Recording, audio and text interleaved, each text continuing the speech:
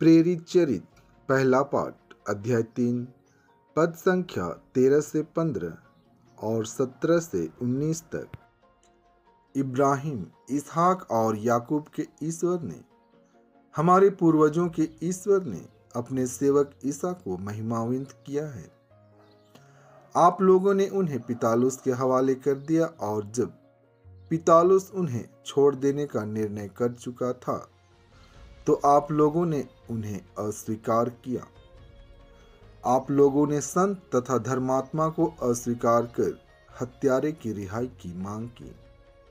जीवन के अधिपति को आप लोगों ने मार डाला, किंतु ईश्वर ने उन्हें मृतकों में से जिलाया। हम इस बात के साक्षी हैं।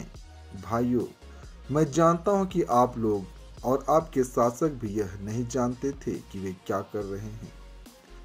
ईश्वर ने इस प्रकार अपना वह कथन पूरा किया जिसके अनुसार उसके मसीह को दुख भोगना था और जिसे उसने सब नबियों के मुख से घोषित किया था। आप लोग पश्चाताप करें और ईश्वर के पास लौट आएं, जिससे आपके पाप मिट जाएं। संत यूहन्ना का पहला पत्र दूसरा पाठ अध्याय 2 पद संख्या 1 से 5 तक।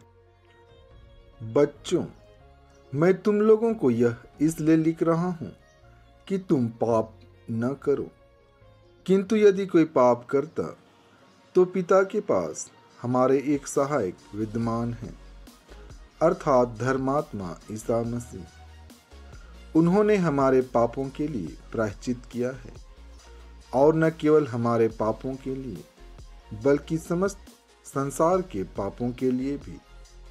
यदि हम उनकी आज्ञाओं का पालन करेंगे तो उसमें हमें पता चलेगा कि हम उन्हें जानते हैं।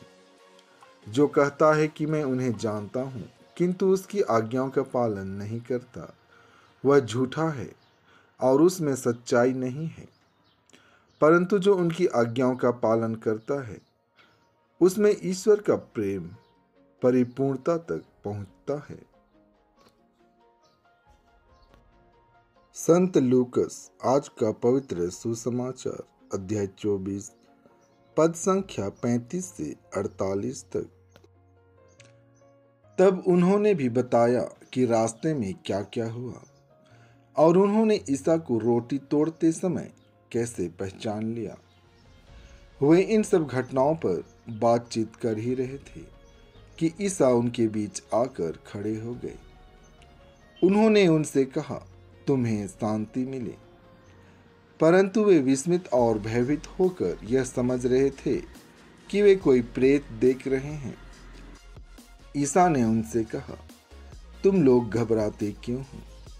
तुम्हारे मन में संदेह क्यों होता है? मेरे हाथ और मेरे पैर देखो, मैं ही हूँ। मुझे स्पर्श कर देख लो, प्रेत के मेरे जैसे हाड़ मांस नहीं होता। उन्होंने यह कहकर उनको अपने हाथ और पैर दिखाए। जब इस पर भी शिष्यों को आनंद के मारे विश्वास नहीं हो रहा था, वे आश्चर्यचकित बने हुए थे, तो ईसा ने कहा, क्या वहां तुम्हारे पास खाने को कुछ है? उन्होंने ईसा को भुनी मछली का एक टुकड़ा दिया। उन्होंने उसे लिया और उनके सामने खाया। ईसा ने उनसे कहा, मैंने तुम्हारे साथ रहते समय तुम लोगों से कहा था कि जो कुछ मूसा की संहिता में और नबियों में तथा भजनों में मेरे विषय में लिखा है, सब पूरा हो जाना आवश्यक है। तब उन्होंने उनके मन का अंधकार दूर करते हुए उन्हें धर्म ग्रंथ का मर्म समझाया और उनसे कहा, ऐसा ही लिखा है कि मसीह दुख भोगेंगे, तीसरे दिन मृतकों में से जी उठेंगे और उनके नाम पर यरूशलेम से लेकर सभी राष्ट्रों को पाप क्षमा के लिए पश्चाताप का उपदेश दिया जाएगा। तुम इन बातों के साक्षी हो। आमीन।